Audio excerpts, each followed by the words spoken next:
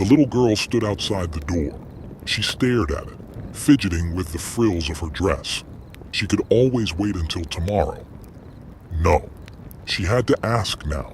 She wanted it, and she knew she wasn't going to change her mind anytime soon. Stepping forward, she knocked on the door. Her small hand seemed to disappear in the shadow of the dark, aged wood. She heard a voice from behind the door. "Come in." She reached up on her tippy toes to grab the handle of the door and turned it. The sheer weight on the door worked in her favor and it swung open. She stepped through the open door into the brightly lit room. Inside, at the far end of the room, sat a large desk. At the large desk sat a man. He was going over papers, shuffling them around and making quick notations with a shiny silver pen. The girl marched up to the man sitting at the desk. "I want a doggy," the little girl said, or rather, shouted at the man.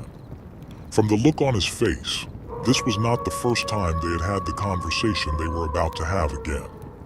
"Sweetheart, what did I tell you last time?" he asked. The child was taken aback by the question. There was usually screaming on both sides by now. You said that I wasn't responsible enough last time? The unfortunate incident with the goldfish. Yes, and if you weren't able to take care of a goldfish, I'm not sure you'd be able to handle a dog. But, tears were welling in the young girl's eyes as she sputtered. The man, who was now facing her in his swivel chair, creaked the chair forward and held the child's face in his hands. "Here's what we're gonna do, sweetheart. I'm gonna give you 2 weeks to prove how responsible you are. Getting up for school, packing your own lunch, being in bed by bedtime. If you can do that for me, without me having to remind you, for 2 weeks, I'll get you a dog." Her tiny face seemed to explode in sparkles of joy. "You really mean it?" "Yes, but it's 2 whole weeks. That's 14 days. You think you can do it?" She placed her hands square on her hips, her face scrunched in determination. "Okay." The next 2 weeks were tense and arguably the longest of her life so far. She cut it close, but he never had to remind her. With the exception of having to intervene when she tried to make peanut butter by smashing peanuts and margarine together with a hammer she found, everything went surprisingly smooth. "Daddy! Daddy! Daddy!" she shouted. "Yes?" the man answered, not looking up from his work at the desk. "It's been 2 weeks, she said triumphantly. "And?" the man asked, seeming to lead the witness. "And I did everything you told me to." "You did?" He swiveled around in mock surprise. "Yes," she smiled expectantly. I don't know. I think maybe we should go for another 2 weeks just to be sure." The little girl's face fell. "Oh, all right." The man scratched his chin. "Now, what was I going to get you? Oh, I remember, a baseball, right?" The girl laughed. "No, Daddy, not a baseball." "Well, then I was probably going to get you a scooter." The girl laughed even harder. "No, Daddy, not a scooter." He threw his hands up in mock exasperation. "Well, if it's not a baseball and it's not a scooter, what could it possibly be?" "A doggy!" the girl shouted. He smiled warmly at the girl. "A doggy! Of course! Let's get moving! Come on, to the pet store!" Getting up from his desk, the man took the girl's small hand in his and led her out of the room. They walked the length of the hallway and then made their way down the stairs to the first floor. The girl hummed a song she made up. Once on the first floor, the man led her to the door of the basement.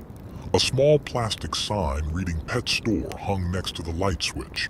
He opened the door to almost complete darkness, save for a small red light in the distance. He flicked the switch and light burst from the large panels that lined the ceiling, revealing a long staircase. At the bottom of the stairs was a steel door. Beside the door was a small keypad, a red light burning on its display. "Remember, sweetheart, it's a long way down, so watch your step," he warned her. Gingerly, he took the small girl's hand and guided her down the stairs. As she carefully maneuvered the steep steps, the girl thought about all the things she would do with her new dog. Playing catch, walks in the park. She hadn't even thought about what to name it. She was just so excited. Once they reached the imposing steel door, the man punched in a few numbers on the keypad. The sound of the beeps echoed. The red light on the keypad disappeared for a moment, and a green one took its place. Smiling, the man released the girl's hand and grabbed the large handle of the steel door and wrenched it open. With the door open, the barking reached their ears. After a few steps, the smell hit them as well. It was bad, but the girl knew that that was what she had to put up with to have a doggie. After several more flights of stairs and a slight drop in temperature, they touched down onto smooth concrete. The barking was much louder now. The sounds of dozens of dogs, all varying sizes and volumes. The little girl was so excited she was shaking. She immediately made a beeline for the first cage she saw and asked, "Is that my doggie?" pointing inside. The man laughed. No, I've got one picked out special, just for you." He led her over to a section of the kennel towards the back. "Now, I just found this one, so he's a little scared," the man said. The girl stared into the cage for a moment. After a time, her face warped with disappointment. "Why doesn't he look right?" she asked. "Well, I usually groom them right away, but you were so excited I decided it could wait," the man explained. "Is he asleep?" she asked. "Probably. He's very tired. He had a long trip." "Can we wake him up?" the girl asked in hushed tones. "Just for a few minutes and then he needs to rest, okay?" The little girl took a few steps forward and lightly rapped on the metal bars of the cage, the sound bouncing around under the high ceilings. Who's there? Please. I just want to see my family." The little girl's nose wrinkled in disapproval. "Well, he doesn't sound like a doggie at all." The man's eyes remained warm as he pulled a small remote out of his pocket. "No, he doesn't. Whoever is there, I'll give you whatever you want. You want money? I don't have a lot, but..." The voice was replaced by violent, tortured screams. The man's eyes never left the cage as he released the pressure of his thumb from the small remote. "What are doggies who don't sound like doggies, sweetheart?" the girl replied instantly. "Bad doggies. And we don't want bad doggies, do we? No, only good doggies. Please, I'll do anything, just stow..." The voice was cut off again and a reprise of screams was heard. After a few seconds, the man released his thumb once more. Only heavy, pained breathing was heard from the cage.